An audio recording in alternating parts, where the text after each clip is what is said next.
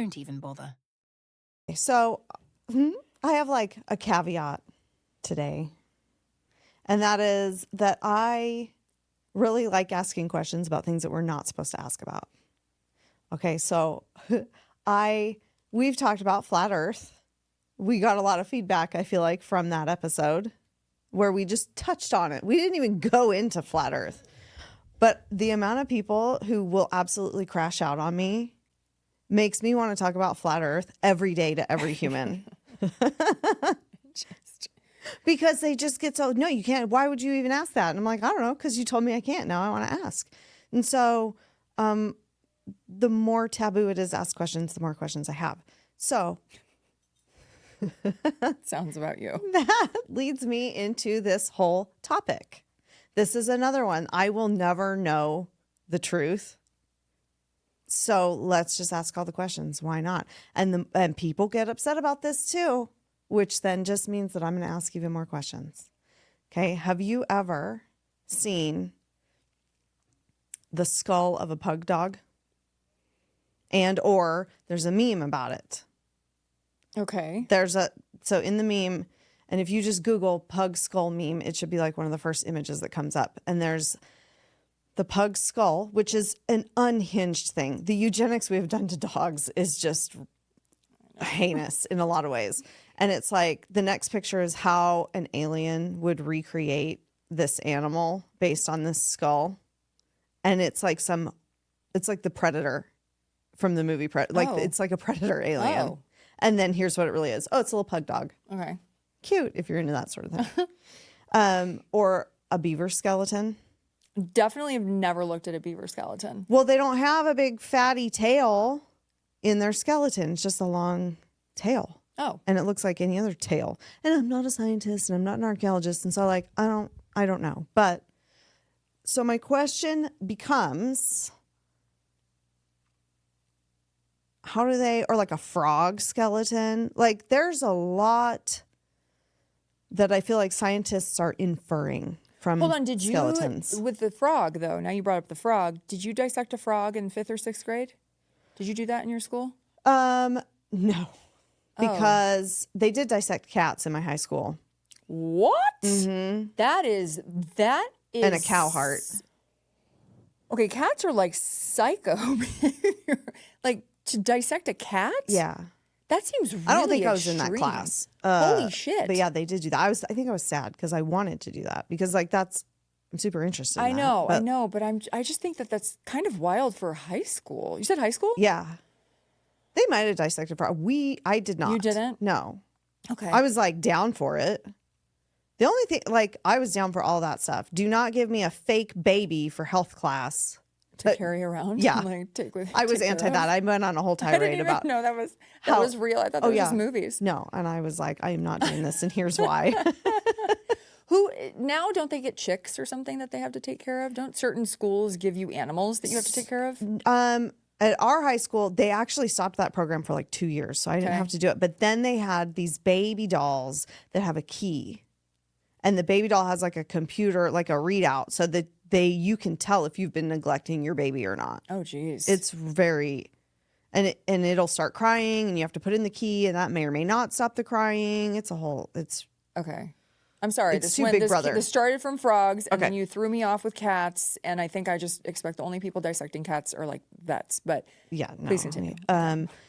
So my point with that is that then I started Googling misinterpreted skeletons because I wasn't really sure how to even ask that question, right? But apparently misinterpreted skeletons often occur in paleontology and archaeology because they're missing a lot of information. Like we all think of, I'm going to still say it Neanderthal. I know Joe Rogan likes to say it Neanderthal, but I feel like an asshole saying it that way. So we all picture Neanderthals as like hunched over, right? Yeah. Knuckle draggers.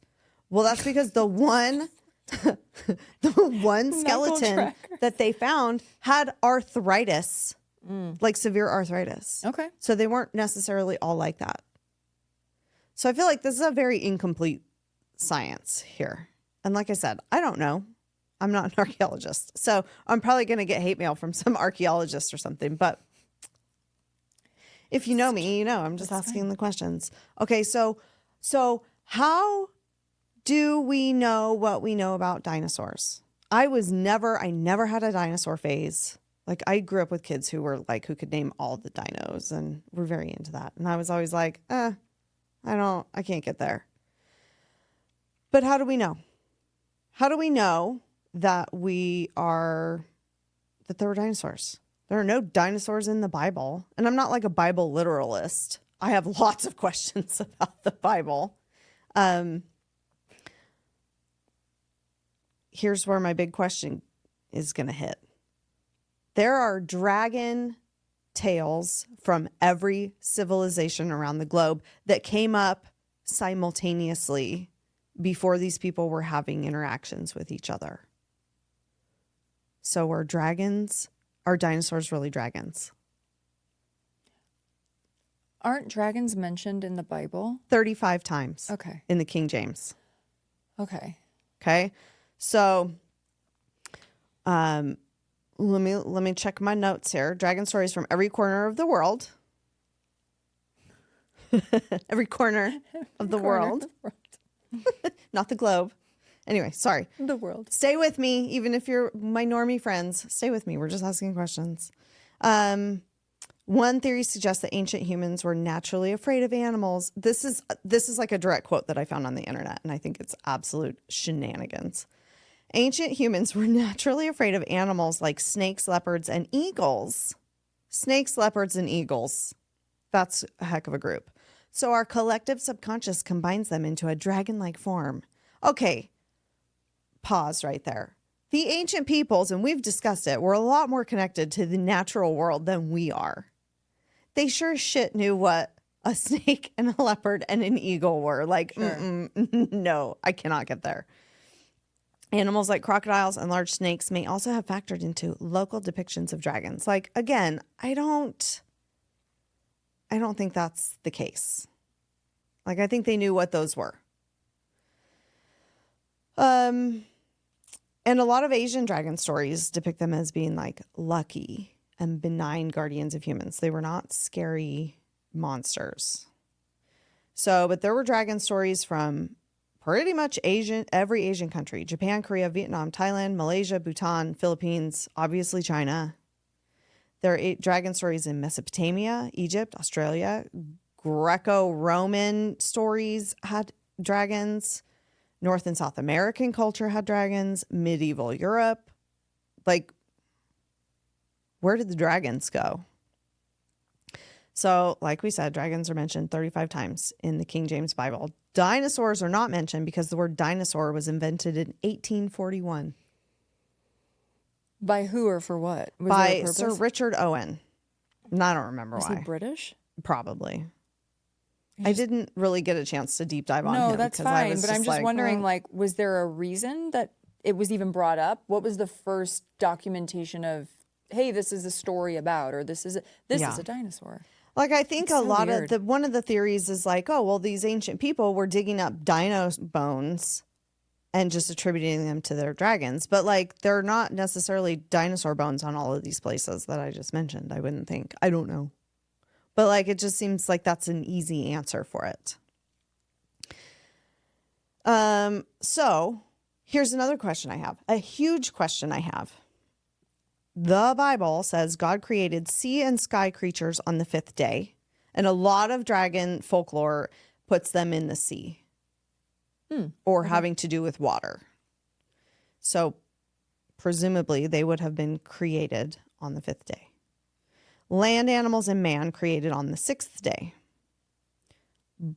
Scientists, so therefore, if we're taking it literally as a day, then humans would have seen dinosaurs, dragons, etc. Scientists say that humans and dinosaurs never lived together. Okay. Okay, so how do we have all of these dragon depictions that are so similar all over the world if we never saw them? Like, that fascinates me. And that's just on ancient scrolls and the stories of these different areas, that once the ability to connect them all in terms of people traveling to each place and getting the history of this land. Yeah. And then they compiled it all. And that's the commonality, is dragons. Yeah. Everybody had dragons. Okay. And I mean, so I have questions about the book of Genesis, because is it really a day? Is it not a day? Is it, how literal are we being? So, okay, whatever. Again, this is stuff I'm never going to know the answer to. I think you and I have had those discussions because now is the year that I'm doing the Bible, and I'm like, how are these people living to 300 years old? Well, that's a huge question I've always had. Are they counting 365 days as a year? Are they counting seasons? Are they counting a lunar cycle as a year? Who knows? I don't know. Maybe somebody knows. So they weren't mentioned. I don't know. Okay. So, we even have saints. Saint Elizabeth of Constantinople of the Orthodox Church is known so much for defeating a dragon in the 5th century that her icon has her defeating a dragon. And like in Catholic and Orthodox icons, like Saint Lucy is known for having her eyes pulled out of her head. So she's standing there with her eyes on a plate. Like, your icon has the things that describe you or your sainthood. St. George, historically a 3rd century Roman soldier, was martyred for his Christian faith and famously celebrated as a dragon slayer. So, like, this dragon mythology or folklore is creeping up into semi-modern times. So it's fascinating to me. And then we get into megafauna. This is a scientific fact. So megafauna were massive creatures that used to roam the earth. Like, we had them here in North America, and they're all extinct, because we know there's lots of things that are extinct. So apparently we all know that mammoths, woolly mammoths, mastodons were a thing. I don't think anybody's questioning that. Prevalent in the Northern Hemisphere. Saber-toothed cat lived here in North America. They were huge, bigger than tigers. Short-faced bear, giant ground sloth, which was an elephant-sized sloth. Oh. Woolly rhinoceros, found in Europe and Asia. One I can't pronounce. Australia's largest marsupial, similar in size to a hippo. A giant beaver, which was an 8-foot-long rodent. What? Yeah. 8 feet? Yeah. It's not how big the beaver was on Lady and the Tramp. Exactly. It was little. And then, of course, the megalodon shark, right? Which was allegedly, depending on which account you're looking into, either anywhere from 47 to 80-foot shark. And they have found megalodon teeth that are like bigger than your head. And you put it next to like a great white shark that's just, a couple inches long. And then this megalodon shark is like huge. Yeah. And these are all scientifically agreed upon real things. And like the current whale shark is 62 feet long. And that's a real living thing that lives in the oceans now. Okay. And don't even get me started. I mean, the ocean's the ocean. That's none of my business. There's all kinds of shit in there we don't know about. But I don't want to know either. I think I don't want to know about the ocean. And so, but like an 8-foot-long beaver, if you look up the skeleton or the fossil of that, well, what if you imagine it with scales and not fur? How do you know it was a bit? How do you know? How do you know what kind of covering it had on that meat sack? You don't know.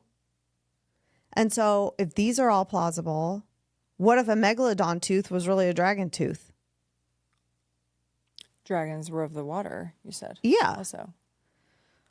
So if there were all these wild and crazy animals in the historical record that used to exist and don't, how do we know that how do we know that dinosaurs existed but dragons didn't? What if they both existed? What if they're the same thing? Like, why are you labeled an absolute nutball for thinking that maybe dragons were something, but you believe that a brontosaurus was a thing? Are there people who believe that dinosaurs exist but dragons didn't? Like, do they take the different... That's like the generally accepted That dragons are just mythical because they Dragons do were sound 100% mythical. They do sound way more mythical than a dinosaur, Yeah. right? A dinosaur, I think the story that's probably been presented to everybody, Land Before Time, is that they just walked the earth, and who was a carnivore and who was an herbivore, and who just, they lived and they knew that that was the predator and da-da-da. Yeah. So, I mean, I get it. It's more acceptable to the mind on a rationality standpoint Because that's what we've been taught. than a fire-breathing dragon like Game of Thrones. It is not clear where the fire breathing part came in. Mythical. But like, there is a lot of speculation that like the word unicorn is also in the Bible, but that's like the genus or species or whatever of a rhinoceros also has unicornus in it. Okay. I don't know where the equine version of it came in, but like that very well could be a rhinoceros, right? Like there's a deep dive on that too. But a lot of dino bones that are in museums are not real. Did you know that? No, what are they? Casts, plaster casts. Really? They'll tell, like they say that it's because a lot of them, like Sue the T-Rex is housed in Chicago, but went on a cross-country tour and came here to the Discovery Center. We went and saw it. Oh. We just went to the Discovery Center that day. We didn't go to see that, but we saw it. And apparently that entire thing is a replica because the actual skull is too delicate to be like out in public. I don't know. But so a lot of dino bones are fake to begin with. Yeah. And then I just completely lost my train of thought. Okay. Fake dino bones. So like, how do you know? I just want to know how they know that A, that's how all those bones fit together, and B, that that's really what that thing looked like. I get that you can tell what it ate by the teeth that it had. That makes sense. But how do you know? There's so much soft tissue that you don't know. A camel hump is soft tissue. They don't know that. I've never looked at a camel skeleton, but I don't imagine it would have a hump. Who started coming up with the names of everything? I don't know. Well, and then if you think about the Chinese zodiac, there's a rooster and a dog and a horse and a monkey and a tiger and then a rat and a friggin' dragon. There's not a unicorn in there. There's not a centaur in there, but there's all these real things and then this one fake thing. I think it's plausible. Well, I think for sure it's plausible. I just wonder what the point was. I mean, in anything, but what's the point of this? What's the end game? What's the larger scale, like the larger goal of making everyone believe that there were dinosaurs when there weren't? Were we running out of boy toys to think of? Were there too many dolls outweighing the market? I mean, but you're saying 1800s. That's a long time ago to come up with this term. Well, and yeah, I can't find the why for that either. Like the moon landing, I had a good why cover it up. I don't have a great why for this, but right off the top of my head, I think like something to do with we're the scientists and we know better than you know, so you need to listen to us. So it's really this and not back this. to trust the science. Back to trust the and that's science. just my trust issues. But then when you go down this rabbit hole, you get to the Leviathan and the Behemoth. And those are actually like mentioned in the Bible. So God created the Leviathan on the 5th day. And biblically, like Leviathan is mentioned a lot in the Bible. The whole Job chapter 41 is kind of all about Leviathan. And if you're reading that and looking at that description, it sounds pretty dragony to me. It's like a massive fire-breathing sea monster or serpent, symbolizing chaos, evil, and uncontrolled power, yet ultimately under God's sovereign power. Leviathan appears in Job, Psalms, Isaiah, like it's all over the Bible. And then the Behemoth would have been created on the 6th day with man. And he is, let me find his description. It was like basically a hippo. An herbivore with bones like bronze tubes and a tail like a cedar tree rules the land. So So rabbinical tradition holds that the Leviathan and the Behemoth will fight a climactic battle at the end of the world before both being slain by God. And then I just have to say, like, the Reddit comments on this were hilarious. So that's I highly recommend. One suggested internet search topic when you're searching all this, and of course you have to go to like DuckDuckGo. Google's like, you're stupid. This is fake. There's a roller coaster called the Leviathan. Is that what you want? Like, no. One suggested topic, it comes later down. It's like, well, did you want to look at how this and that was, could a Leviathan beat a megalodon? And it was hysterical. But then I started thinking, like, well, what if that megalodon tooth really belonged to a Leviathan? Oh.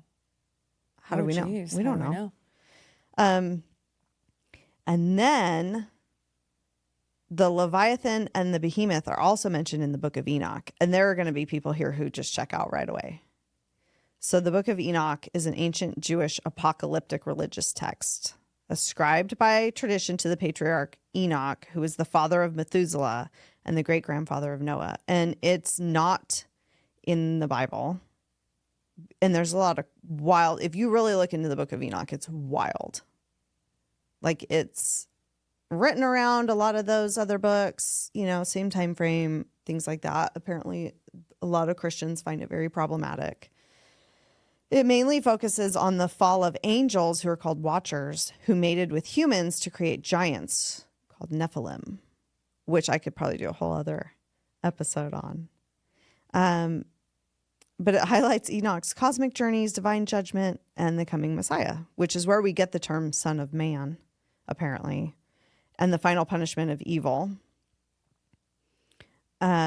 Deemed non-canonical by most churches, though regarded as scripture by the Ethiopian Orthodox Church. So we're back to Ethiopia. They have the right calendar. They're down with the Book of Enoch. I don't know. But so it's a very fun, like, what are your thoughts? It's a very fun thought experiment to think about dragons versus dinos. The one thing that really stuck with me when I saw it online was a T-Rex. Yeah. And it was like, I mean, we all joke, and every one of us has probably had some form of apparel in like a shirt or something that was like, T-Rex has no arms. Like the T-Rex arms are clap, right? Like T-Rex can clap. T-Rex doing push-ups. Like I had one like that. But what was the point of making one of the most vicious dinosaurs in, quote, history or knowledge, information given to us, not be able to grab something? Right.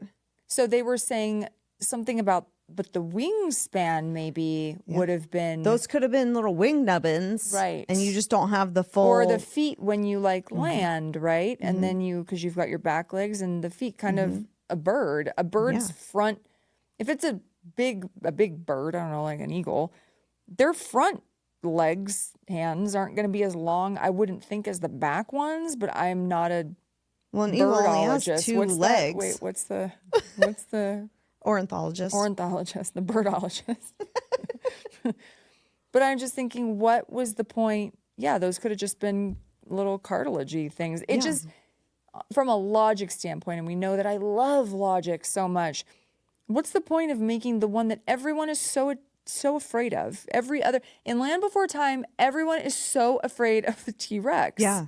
Because he was going to kill everybody. Yeah.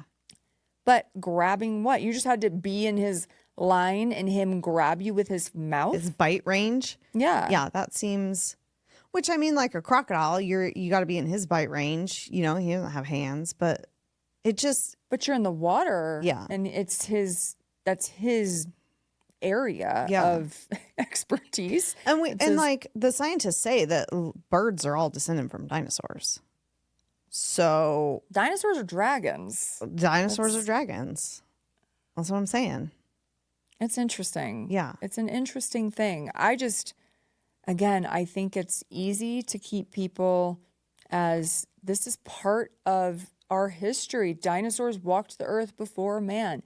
And then you've got, I might have seen Jurassic Park in the 90s when it came out, maybe, but I don't remember enough of it, and I was never so into it because dinosaurs were never my thing. I liked Land Before Time because of the stories, because of Littlefoot, not because of the whole behind the scenes of the dinosaur life. I just liked the Littlefoot lost his mom, dude. That sucked. But then they started making more and more, and you got to tap out at a certain point Because they all lose their moms because Disney just wants all the moms to die. Oh yeah, and they just never. So I don't know. It's an interesting thing to me because I just think, yeah, if you're trying to make it, if you're trying to fill in the gaps, right? Yeah. I mean, because that's all we can do. with your imagination and with what you think this bone actually, or the skull or skeleton actually is, but there's no real proof. I don't know. To me, it's I guess I never cared about dinosaurs so much, but then when you hear that people have this passion where they're fixated on dinosaurs didn't exist or dinosaurs did exist, absolutely. I think the main factor for me is there wasn't the Bible. Yeah. And isn't everything kind of in the Bible? I mean, Right. in some way, shape, or form, it's mentioned, it's described, but it is really interesting to me that the only commonality between all these different lands Yeah.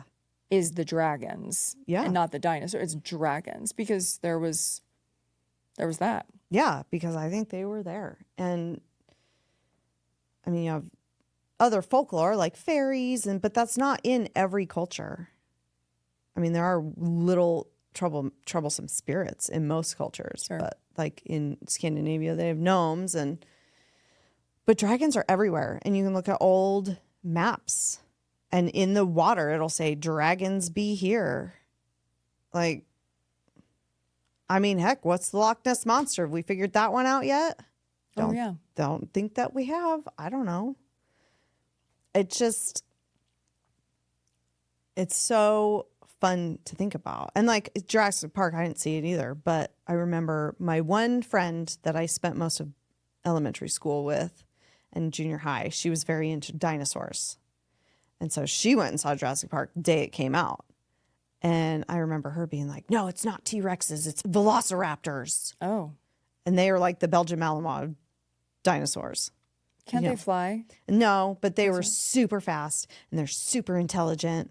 And like, I have literally never heard of that before. Are we making this up? But like, here's a fun fact. There is a dinosaur named after the lead singer of the Cars, Mark Knopfler, because the archaeologist team that discovered this new species of dinosaurs was listening to a CD of the Cars. Nope, not the Cars. That's Rick Ocasek. My bad. It's Dire Straits. Mark Knopfler from Dire Straits. They were listening to Dire Straits. And so they named this dinosaur like the Knopflersaurus. Or that's not what it is, but it's something like that. Oh. So you can just discover some bones And name it. and just create a name it. species? Like, and Mark Knopfler's kind of a cool guy. What if it was a freaking dragon? I don't know. I thought that would be cooler than dragons seem cooler than dinosaurs to me. Well, they do. I think it's probably because they do have a mythical element to them. Yeah. And anything we know about dragons from everything we've seen or been told is all that they all fire breathe. So even there was I think it was a Disney movie, Pixar Disney. It was Raya, the Last Dragon. That was a super cool movie. I like that one. Yeah, Raya was awesome. Yeah. It was really good. But yeah, They were like water dragons, though. There Yeah. were all kinds of dragons. that's There were all because kinds. most of the Asian dragons were water dragons. Okay. They were like water bringers. It was very central around water. But like a lot of the European ones were not. They were more land dwellers and could fly. Could you ride them like Game of Thrones? Don't know. But like, if you believe that you believe wholeheartedly that the T-Rex had tiny little arms, couldn't scratch its own butt, like, but you don't believe that this could be possible. I don't know. I want to get there. I can't get there. Yeah, it's interesting. Yeah. Wow. Yeah. Yeah, but the tiny arms with the T-Rex, I think, is what throws me because I'm like, Yeah. how do you grab something? You have to grab prey. You can't just go bite it. Not every animal can go bite it. Yeah. You have to grab it and like, I mean, cats submissive. You got to. swat at stuff. Yeah. Okay. So you You can't know? even swat it. Or they have like leaping abilities, like cats and crocodiles, and like a lot of predators have like a leaping ability if they can't grab. But the T-Rex, I don't think was a big leaper. I don't think so. All I am picturing right now, for the record, with a T-Rex in my mind is the one from Toy Story. Oh. Oh my gosh. Very pear-shaped. Yeah.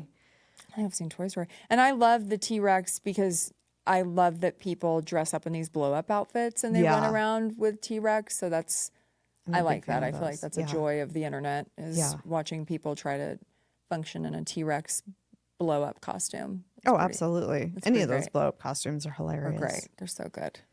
But yeah, I can't, that would be my only thought. Just, I don't know. It seems normal, right? It would seem safe enough. It doesn't seem so far-fetched and magical. We're not trying to get people to believe in magic with dragons. So we just create this other group of animals who walked the earth before us. And who can tell you if they really did because we weren't here. Yeah. So that's how all this stuff goes, is there's no, it's basically the living internet Yeah. of the past. You can't find the argument or you can't find the fact of it. You can try to make the argument, but nobody was there to really be pro or con. And now you're just getting man-made information from the internet. So it's just back to that whole story. Yeah. Well, and I feel like back in the day, I want to say I had a really cartoon character type of human as a junior high science teacher, and everybody loved him. And he would talk about how science is just asking questions. And I feel like lately that has changed a lot because you trust the science, Yeah. and they want to say definitive things, but really that's not how it has historically been. It's been asking questions. And you run with this hypothesis or this theory until it doesn't pan out. And then you shift and you change your theory. But we're all just told, no, dragons are not real. Dinos are real. The Leviathan was just a made up thing to prove a point. But Job is a weird book of the Bible anyway, but he has an entire chapter dedicated to it. And I just think we will never know.